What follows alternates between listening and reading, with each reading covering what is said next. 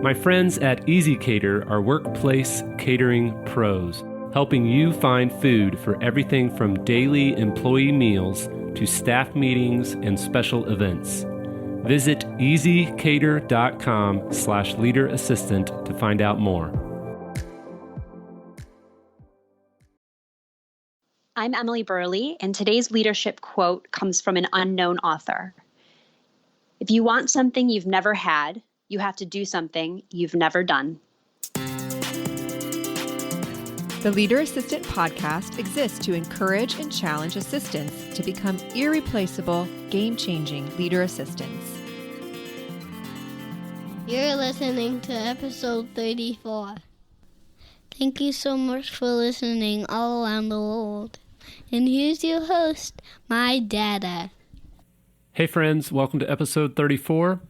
In case you have not joined us on our Facebook group, go to facebook.leaderassistant.com and say hello and connect with hundreds of other assistants from around the world. I've got a great conversation with Emily Burley, President of Executive Leadership Support, or ELS, today. In just a few years since launching, ELS has delivered high-value programming to thousands of top-performing administrative professionals in a variety of industries and markets worldwide. If you have not heard of ELS, check out their website at elsforum.com.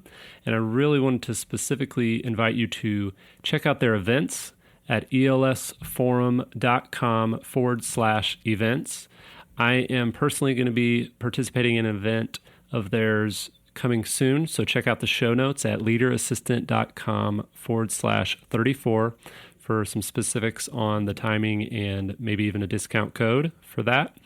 But yeah, check out elsforum.com/events. Register for an event in a city near you. It will definitely be worth your time. All right, let's jump into episode 34. Hey everyone, thanks for tuning in to the Leader Assistant Podcast. It's your host, Jeremy Burrows, and today I'm excited to be speaking with the President of Executive Leadership Support, or ELS, Emily Burley. Emily, how's it going? It's going great, Jeremy. Thank you so much for having me. Yeah, I'm excited to dive in and learn more about you. So tell us, maybe go back a little ways and tell us about your very first job, what it was, and then maybe what you learned from that job that you still use today. So my first job was when I was 16, and I actually worked at the Gap. It was a seasonal position. It was like holiday. And I was hired to just work in the fitting rooms for like maybe 2 or 3 months. And it was great. I actually loved it. I'm someone that really enjoys chatting with people and connecting with people. And I also really like clothes and fashion. So it was a perfect job for me, even at 16. And what's interesting, and I didn't realize it at the time, of course, but in hindsight, I can see it now, is that if you find yourself in a position where you're doing something that you have passion and purpose in, and you're able to work and find interest in what you're doing, then it doesn't feel as much like work. It still will feel like work some days, right? Not every single day is going to be amazing. But in general, I look back on that time and I absolutely loved working in the dressing rooms at Gap. And so obviously now it's much different, but it was a lesson learned in the early ages of my first position. That's awesome. So what was kind of your next step and career progression to where you are today with running a successful company in ELS? Prior to starting ELS, I spent 10 years of my career producing executive education conferences. And during that time, I worked with hundreds, even possibly thousands of executive assistants. And during that time, I began to wonder, what were the professional development opportunities for executive assistants? What did that landscape look like? Where did they get their training? Where did they go to network? And what type of communities were there to support executive assistants? Because this is a really incredible group of professionals. that I was working with hand in hand on their executives attending conferences. And from this idea and from this thought came executive leadership support, now known as ELS. There's a difference between having the idea and having this thought of, oh, somebody should do this. What was it that kind of propelled you from the idea to executing it and actually starting the organization? Well, initially I was put on a project to start managing and producing conferences for executive assistants. And we were running that program very similar to how we were running conferences for executives. And it was a complete fail. It was very clear that assistants required a completely different experience than executives did. And so what I actually did at the time was pitch the CEO of Q1 Productions, which is the company I was working for at the time, on this idea for ELS.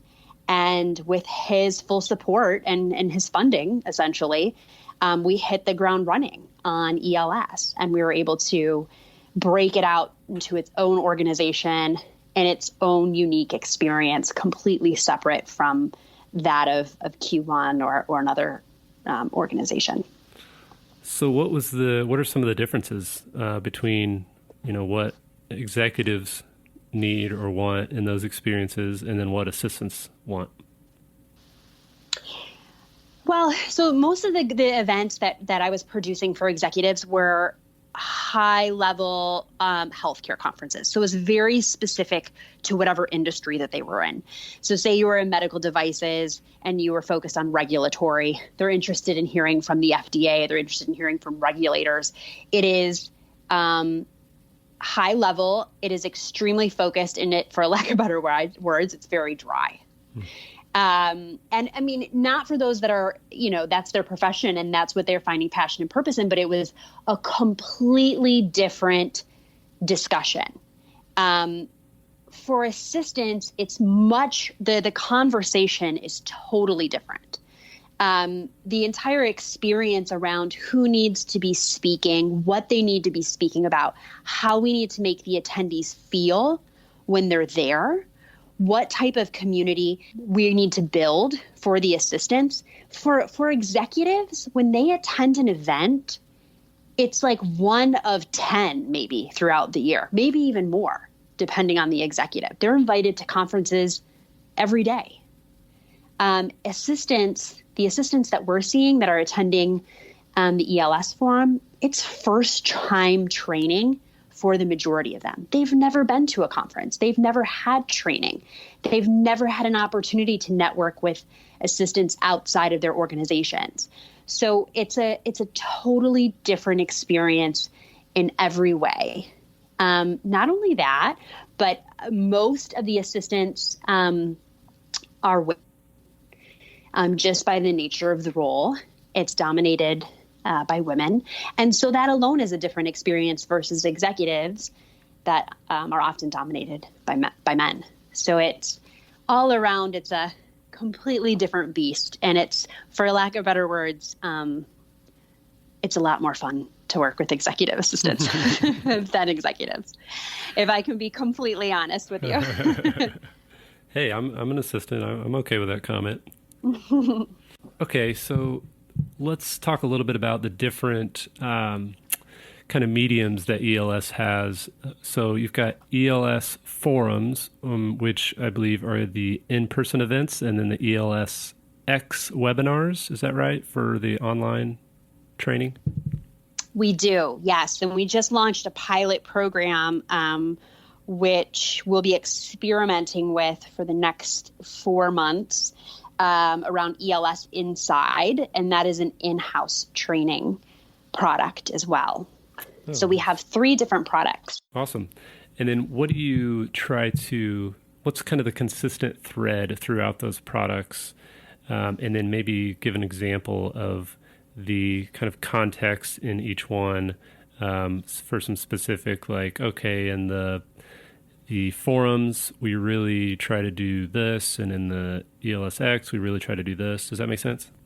Yeah, no. So the forums are really a professional development course that brings together executive assistants that are really supporting the most influential leaders in a community with the mission to educate and empower them in a 2-day educational course. So that is an opportunity for assistants to come and to network with other assistants in person and to get hands-on training over the course of 2 days. ELSX is a completely free webinar series that we host. We host 2 a month, and we have assistants from all over the world that participate on our ELSX, which is a webinar series. And then we also post them on our blog for those that aren't able to attend at the timing of the webinar. And then ELS Inside, like I mentioned, Jeremy, it's just in its pilot program, but it's essentially an on-site training course. So we were receiving an overwhelming request for in-house training, meaning assistants, organizations were reaching out to us and asking, hey, we have 10, 20, 40, 100 EAs in our organization, and we'd like to do some training on site. We'd like to do some team building. We'd like to do some hard skills, soft skills, you name it. They're interested in having trainers, expert facilitators, expert speakers come in-house and deliver the training tailored specifically to the needs of their organization. And so this is something that we're testing out over the next 4 months, and I'm excited to see how it goes. Awesome. That is exciting. So what's kind of maybe the one sentence version of what you are all about at ELS? Well, our mission is to educate and empower assistants to achieve greatness in their career. That is our mission. Awesome.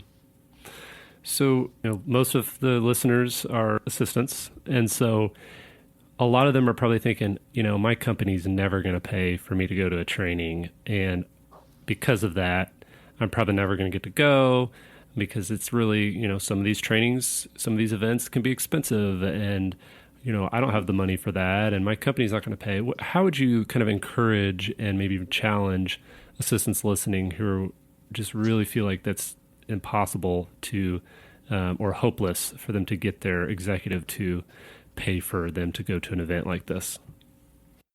Yes. So I love this question because I am pretty passionate about it. So I'm going to go through a list of things that I would like for all the listeners that are feeling the way that you just described to know. The first thing is that it is always no until you ask. The answer is no unless you've asked. You have nothing to lose by asking. You cannot get fired for taking initiative and asking to better yourself and asking for professional development dollars. Think about that. People are afraid to ask to take a course or to attend a conference. I mean, that's silly. It's silly because you're literally asking to better yourself. You're taking your career so seriously that you're looking to invest in yourself. You should not ever be afraid to ask for professional development dollars. However, there is a way to ask. And I think kind of strolling into your one-on-one with your executive and casually asking for X amount of dollars is probably not the approach. So I'd like to go through a few things that I think will really help assistants be prepared with a value proposition. Here are the things that you need to outline for your executive to really help them understand what the value proposition is you attending an event or a training course. So the first thing is to reference your most recent review or feedback that you've recently received.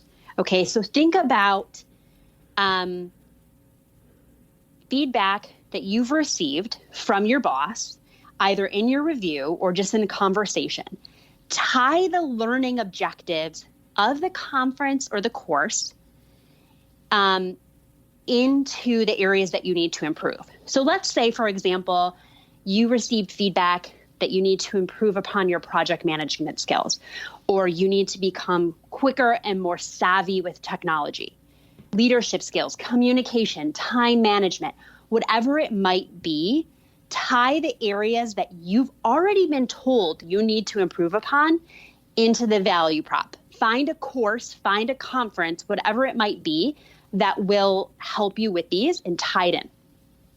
The second thing is to demonstrate how the conference and the course is going to help those that you support. So what's in it for them? What are the executives going to gain by you going to this event? What's in it for them? Ultimately, how are you going to be able to support them better and make them more successful?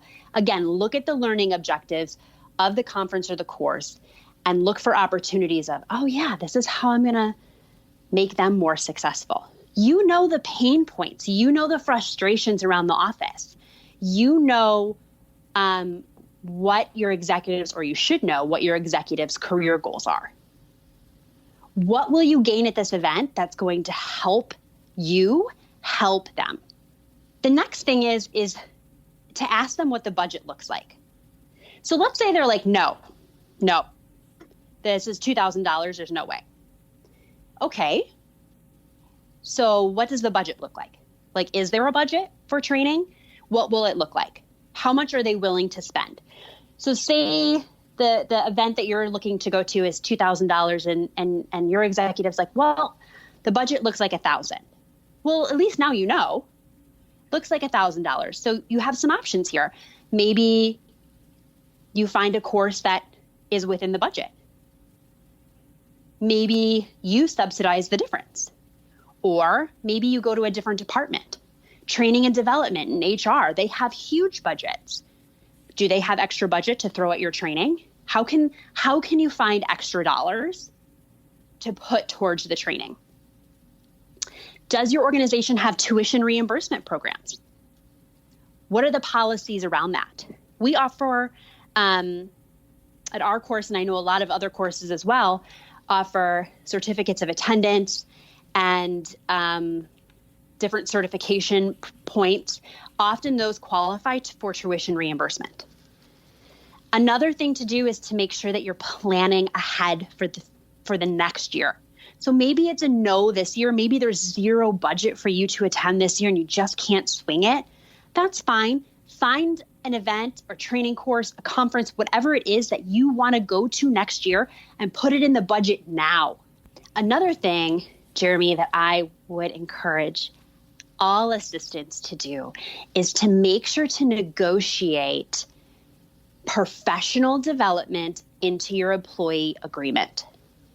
If you are looking to take on a new job or a new role within your current organization, whatever your situation might be, negotiate it into your agreement. If you're looking to negotiate a raise, this is a great way. This is a perfect time to negotiate it in.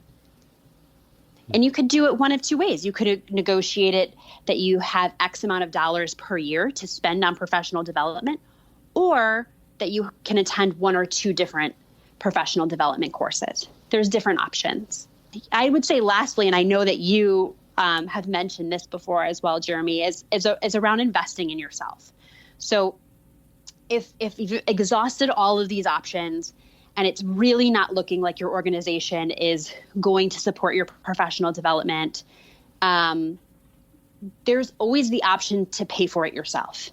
And there are so many different options for training, and they range in all different price points. Everything from free ELS X webinars, and I know many other organizations have free webinars as well. Register for as many of those as you can, all the way up to investing in a course or a training and paying for it yourself. I mean, ultimately, we see a lot of that, and that's an option as well. Yeah. Wow. That's a lot of amazing wisdom. I feel like we could end the episode now and everybody be happy. But I don't want to do that because I want to talk to you more. So, okay. So another thing I would add is like, those are amazing tips on just how to negotiate, how to ask. But another thing that I would say is kind of along the lines of investing in yourself. Let's say you spend $1,500, $2,000. You go to this event in your city, for example, and you meet 15, 20, 30 other assistants that are also in your city. You never know what that network is going to turn around and give back to you down the road. So, it's one of those things that it's not just investing in yourself to get better at your job currently. Like you're also investing in growing your network, and growing your network can have huge impact on your career down the road when you're looking for a new job. And it could be easier to find a job because you know a lot more people in town, and be exposed to opportunities that you may have never been exposed to because you're running in these circles with other top EAs. So yeah, I think that those are all great tips, and just encourage anybody listening that's really wrestling with this, go through the steps that Emily outlined, and then at the end of the day, if you've kind of exhausted all those options, invest in yourself. Yeah, totally agree. So, okay, so let's talk a little bit about what's the number one struggle that assistants have that you've seen that come to your events and that reach out to you all. What's kind of the number one struggle that they have? So many struggles. I mean, it's an endless amount of struggles. But if I had to pick one right now, the number one struggle that we're hearing at ELS is around career planning and progression. So what's next for EAs? So when you think about an executive assistant, like a top high-level executive assistant, these assistants are team leaders. They're cross-functional collaborators. They're project managers. They're culture carriers. They're initiative implementers. I mean, they are keeping the pulse on the entire organization. So with this evolution of the role, titles and compensation packages have not been adjusted accordingly, okay? And at many organizations, they have not. So where this leaves executive assistants thinking, how do I evolve this within my organization so that I'm actually recognized for what I'm doing? And B, where do I go from here? What does the road to chief of staff look like?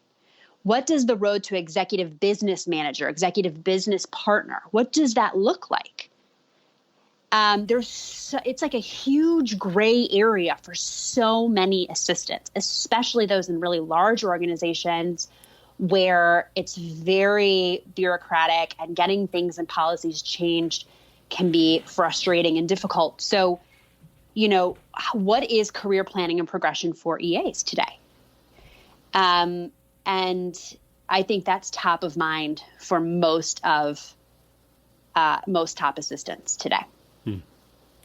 So kind of on that note, there's kind of another, and this is going around not just in the assistant world, but this idea of side hustle, multiple streams of income, kind of thinking outside the box and being an entrepreneur. You've got a company with 9 or 10 people, an office in Chicago with a nice view, I might add. I saw, I think an Instagram picture. It was a pretty nice view.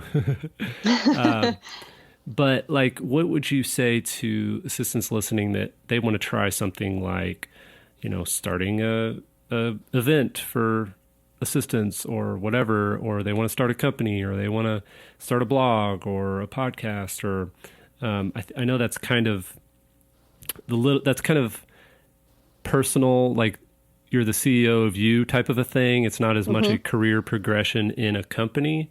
But I think that's kind of an interesting element that's in the world right now that I'm excited about the opportunities. I mean, personally, I've got a podcast, I've got a blog, I've got these different assistant training things I'm doing on top of my full-time, EA day job. But what would you say to assistants that are thinking, Emily took a risk and started this business and started this company, and now they're really crushing it. I've got aspirations more than just working my way up the ladder at my company. Go for it. If you can dream it, you can build it. Go for it. There are 5 million administrative professionals in the United States. Just under 1 million high-level top executive assistants. There are so many assistants, and that's just the United States. Think about the rest of the world. There is room in this space for all of us. And everybody has a different point of view, and everybody can bring something to the table. Go for it. If your passion is there, if you're feeling the fire in your heart, then go for it. I mean, bring it. What's maybe one tip on going for it? Like the execution part. Like what's something you've learned as you've had to execute your idea and turn it into a real business that you might be able to share? You have to be willing to make sacrifices to have your dreams become a reality. And we'll go back to the leadership quote, Jeremy, that I mentioned in the beginning. If you want something you've never had, you have to do something you've never done. And that means sacrificing things. I'm a huge Rachel Hollis fan. She preaches this, and it's changed my life. It's all about, if you really want to achieve your goals, and if your goal is to start your own business, to be an entrepreneur, to create a blog, whatever it is, go for it, but be prepared to alter your life in ways you've never done. You have to make time. There's never going to be more hours in the day.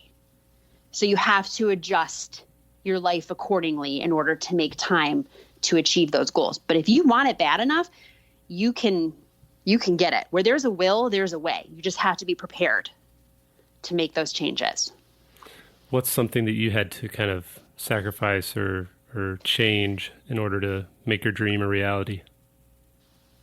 Oh, I mean, I would say that, I wake up at 5 a.m. every single day, every day, even on the weekends. And I have 2 hours before my daughter gets up to try to get as much as I can done, primarily work. During that time, I never got up at 5 a.m. ever in my life before. That was something I had to start doing because I needed those hours every single day. And I do take breaks from that from time to time, but ultimately I have to get up before everybody else gets up so that I have that time. And cutting back on social media from time to time is something that I have to do in order to prioritize and get my work done. Cutting back from social events, saying no to requests to visit with people. I mean, ultimately, sometimes other things have to take a back seat so you can prioritize your dreams. So have you ever experienced burnout? I have. Yes. Tell us a little bit about that. Like when did you wake up and say, oh man, I burned out? I don't know if it was in one day necessarily. It was over Usually a period of time. Yeah, it was over a period of time. Yeah, I definitely experienced burnout, and burnout requires, at least for me, it requires when it happens, you have to step back, take a deep breath, and assess what is at the heart of this burnout. Because there's different kinds of burnout, right? Am I just overworked and I need to cut back on my hours and take a vacation and realign my work-life balance? Or am I burned out on who I'm working for or the projects I'm working on? Like what is really causing the burnout? Am I not getting enough exercise? Am I not getting enough sleep? What is at the root cause of the burnout? And it could be different for different people, but it's the important part is taking a step back and working through what's actually causing the burnout. And once you've identified what's causing the burnout, then you're able to address it. Then you're able to say, okay, here's what's causing it, and here's what I need to do to overcome it and take steps so that hopefully it doesn't happen again. So when you did burn out, what's something that, or maybe even now, just what's something you do to prevent yourself from burning out? Working out exercise is a key thing for me. So I went through recently this summer, a period of time where I wasn't working out. I wasn't exercising. I love running. And I was probably about a month, maybe 6 weeks that had gone by that I was just like, I don't have time. I'm like, I just have too much to do. And I had like a complete meltdown. Like I was just burnt out. Like I was in a bad mood. I just had a breakdown. And then I realized, you know what I need to do? I need to go running, and I need to start incorporating that. I have to make time for that at least 3 times a week. And it's only been about 2 weeks, but so far I'm in a better place. So for me, you know, it could be something that simple, but it could be much bigger. But that's an example of something where I had to step back and say, what's missing from my life right now? And it was some endorphins, and it was doing something that I really loved doing. That's awesome. So what motivates you? 3 things, I would say. The first would be creating a business that is both impactful and profitable. That is extremely motivating. It is incredibly, incredibly rewarding and motivating when you can create a business that is changing lives and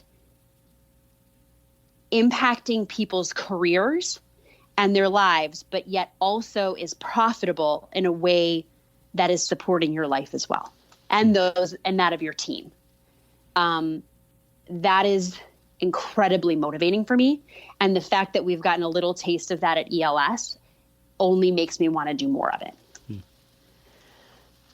The second thing that motivates me is that when we launched ELS, I had some people in my previous career tell me that it would never work, that it was a terrible idea, that it would never work, that assistants weren't worth the time. And these are people that worked with very high level Fortune 500 executives. And so their opinion of assistants was incorrect.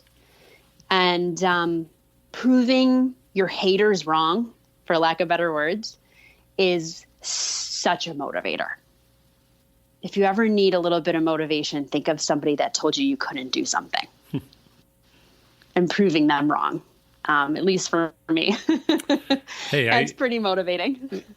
I can relate. I had one random 1-star review on my podcast, and I was like, all right, I see how it is. Oh, no. I finally made it. I finally made it. Yeah, that's like an internet troll just looking to be mean.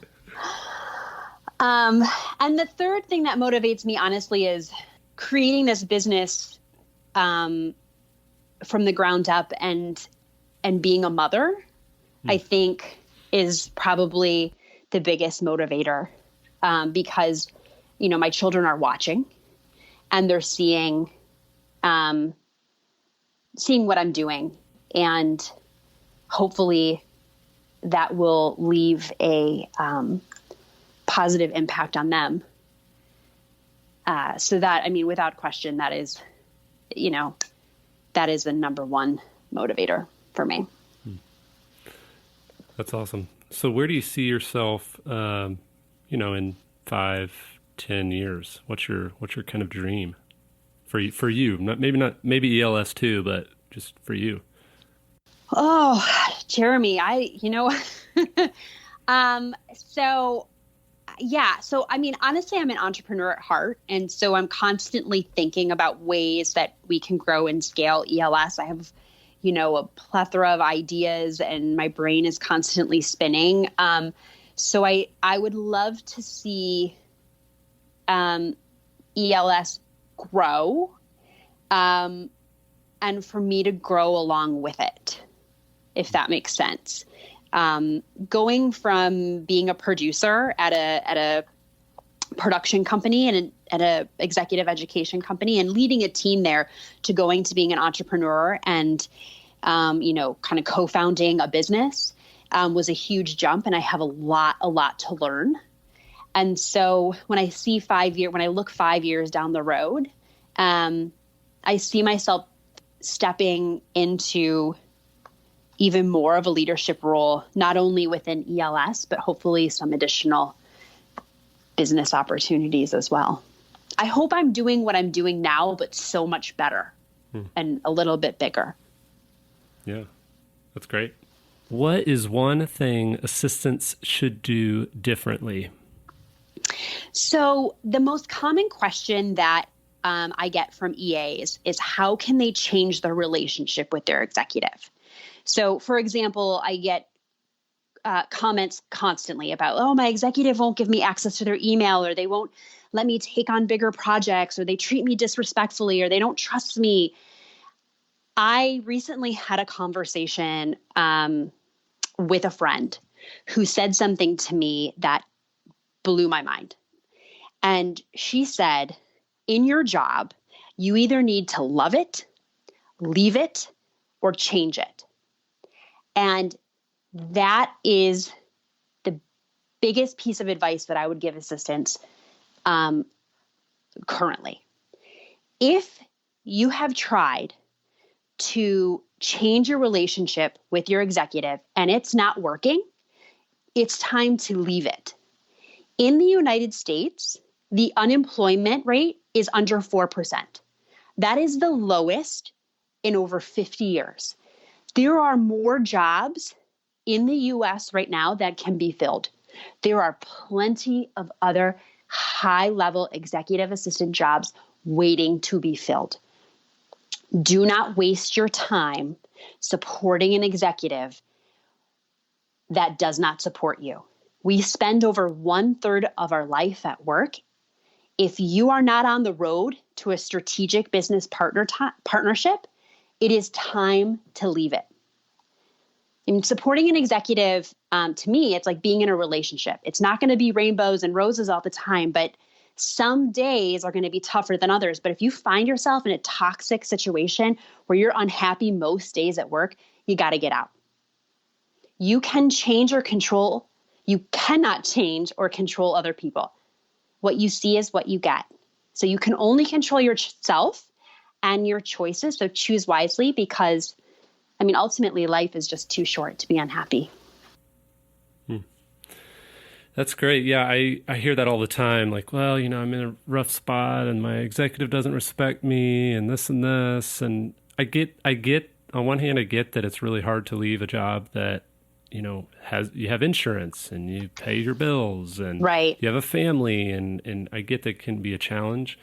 But as you mentioned, there's so many opportunities out there.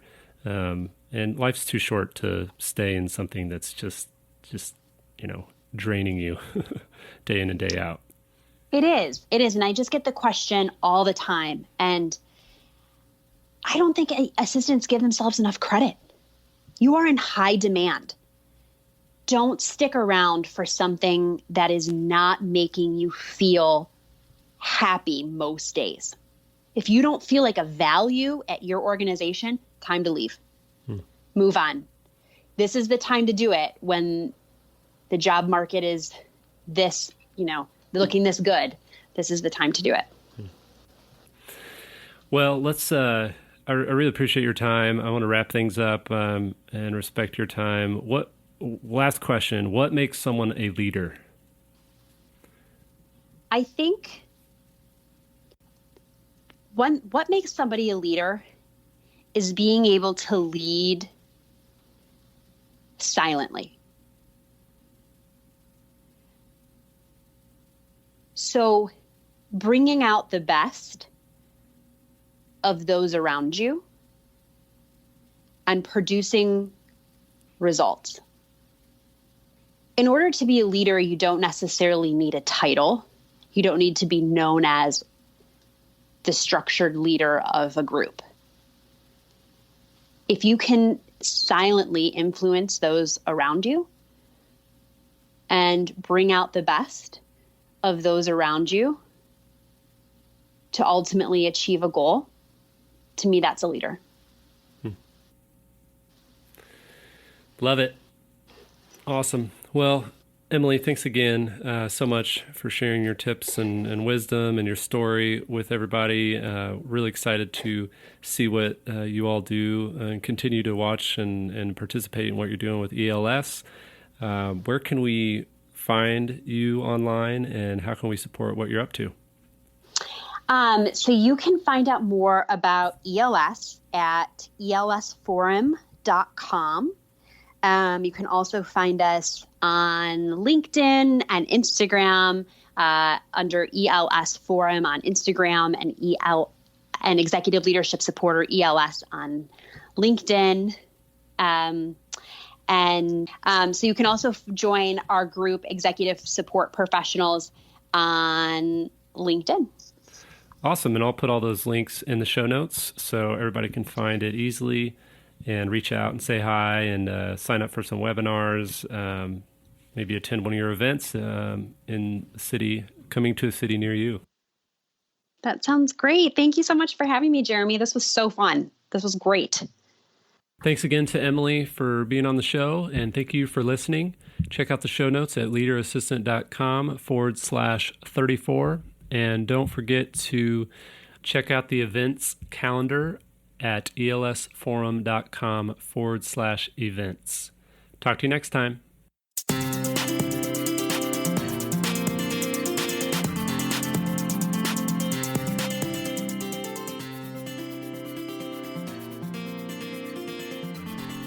Please review on Apple Podcasts. GoBulls.com